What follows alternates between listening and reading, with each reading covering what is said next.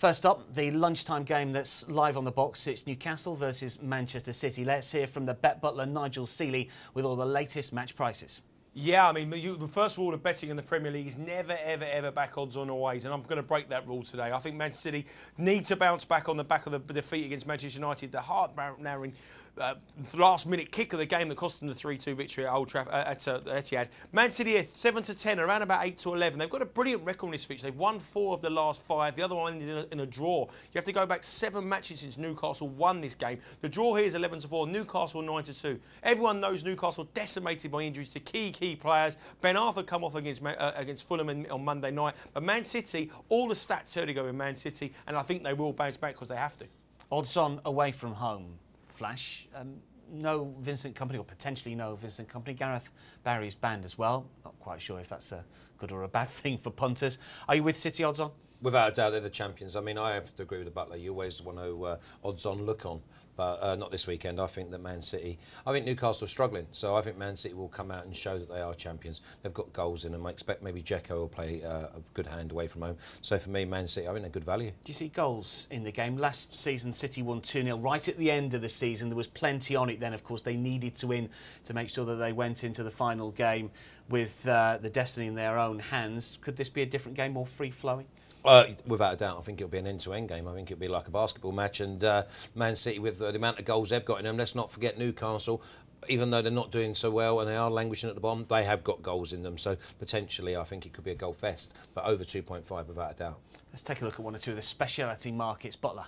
Yeah, I mean, I can't believe the price in the over 2.5 goals, 5 to 6. I'm always a big person who goes under 2.5 goals, but on this occasion, I'm going to go over. If you look at the stats, 12 goals in the last 4 fixtures in this fixture here. And I tell you what, all the talent that Flash says, you've got to see goals. I think with Kompany being a doubt, you've got Bar, you've got Cisse running into a weaker side, probably with a Leicester in that centre defence there. I think it's got to be goals.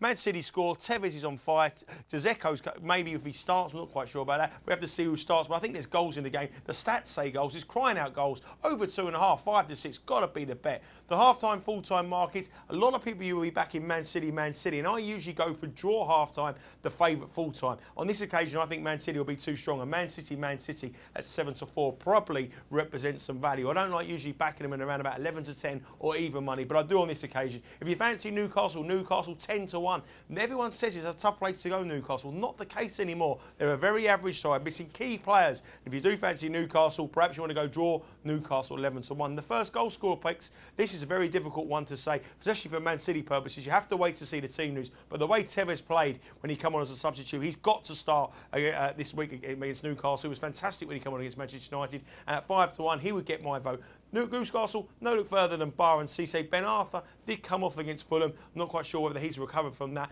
But Bar and Cisse are going to be the front two. They may cause problems for a Man City side without Kompany, but it's all about Tevez for me, and a nice 5 to 1. Yeah, Tevez certainly came on and did well for Manchester City in the Manchester derby. It was a surprise that he didn't start Tevez. You mentioned Dzeko before. Do you think that Roberto Mancini likes to play Dzeko away from home and should play Tevez at home? What's your best partnership from a Manchester City point Away of view? from home, it's Dzeko and one other, because he'll lead the line, he'll take the pressure off you. But at home, I think it's got to be Tevez and Aguero. They're fantastic. Even home or away, if you could fit the 3 of them in. But I feel that with Man City, for the last 10 or 15 minutes, 20 minutes of a game, the opposition defends so deep, that's the time to bring Dzeko on. And he scored, I think, 6 goals this year by coming off the bench. So away from home, you start. At home, I'd keep him on the bench.